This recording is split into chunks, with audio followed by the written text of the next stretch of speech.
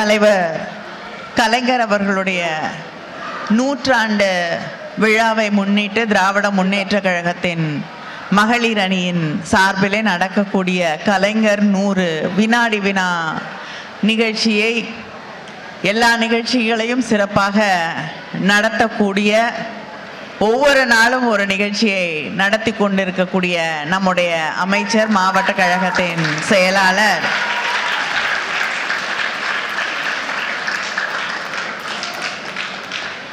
திரு சேகர் பாபு அவர்களுக்கு என்னுடைய நன்றியை தெரிவித்துக் கொள்கிறேன்.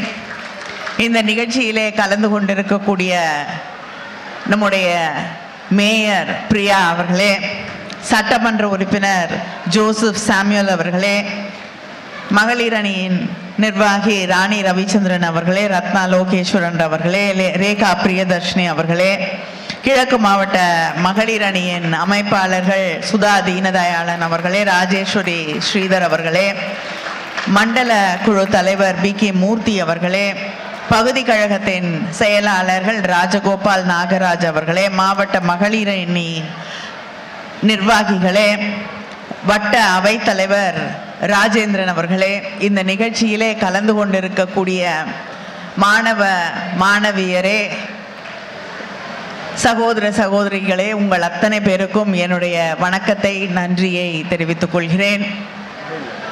இந்த நிகழ்ச்சியை ஒருங்கிணைத்து உங்களிடம் எல்லாம் கேள்விகளை தொடுத்து மிக அழகாக இந்த நிகழ்ச்சியை வடிவமைத்து தொகுத்து தந்திருக்கக்கூடிய யாழினிக்கு என்னுடைய நன்றியை தெரிவித்துக் கொள்கிறேன்.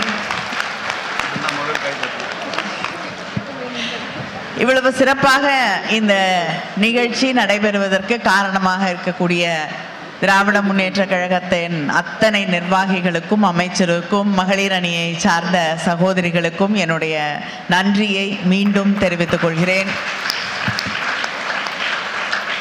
இந்த வினாடி வினா நிகழ்ச்சியே ஒரு முக்கியமான காரணத்திற்காகத்தான் நாங்கள் நடத்துகிறோம்.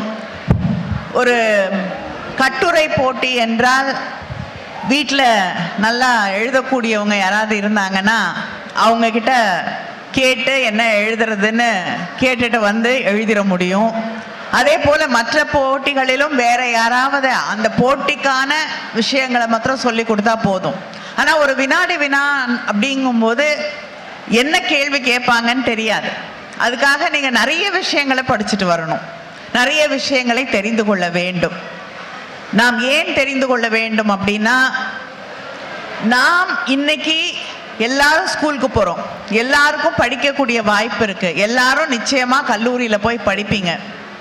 நம்மளுடைய தமிழ்நாடு அரசு, நம்முடைய முதலமைச்சர் அவர்கள் கல்லூரிக்கு போய் படிக்கணும்னு கனவு காணக்கூடிய பெண்களுக்கும் இளைஞர்களுக்கும் நிறைய திட்டங்களை அறிவித்திருக்கிறார்கள்.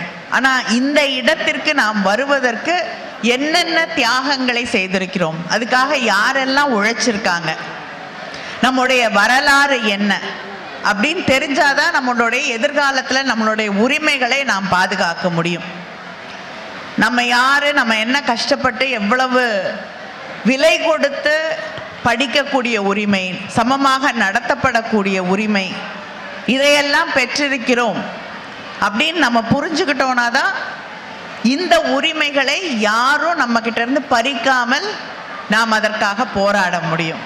அதற்காகத்தான் தன் வாழ்நாள் முழுவதும் உழைத்த தலைவர் கலைஞர் அவர்களுடைய 100ஆண்டிலே இந்த வினாடி வினா நிகழ்ச்சியை நடத்தி இருக்கிறோம். இந்த வினாடி வினா நிகழ்ச்சியிலே பங்கேற்று கொண்ட அத்தனை மாணவ மாணவியருக்கும் 18 வயதிற்கு மேற்பட்டவர்களும் எவ்வளவு ப்ரிப்பேர் பண்ணிட்டு வந்தாங்க அப்படின்னு பார்க்கும்பொழுது ரொம்ப மகிழ்ச்சியாக இருக்கு. அவங்க அத்தனை பேருக்கும் என்னுடைய வாழ்த்துக்களை தெரிவித்துக் கொள்கிறேன். அது மட்டும் இல்லை, பார்வையாளர்களாக வந்திருக்கக்கூடிய மாணவ மாணவியர் எவ்வளவு ஆர்வத்தோடு பதில் சொன்னார்கள் என்று பார்க்கும்பொழுது அதுவும் ஒரு பெரிய நம்பிக்கை தரக்கூடிய ஒன்றாக இருக்கு. மகளிர் அணியினரும் அதே ஆர்வத்தோடு பதில் சொன்னார்கள். அவங்களுக்கும் என்னுடைய வாழ்த்துக்களை தெரிவித்துக் கொள்கிறேன். நன்றி, வணக்கம்.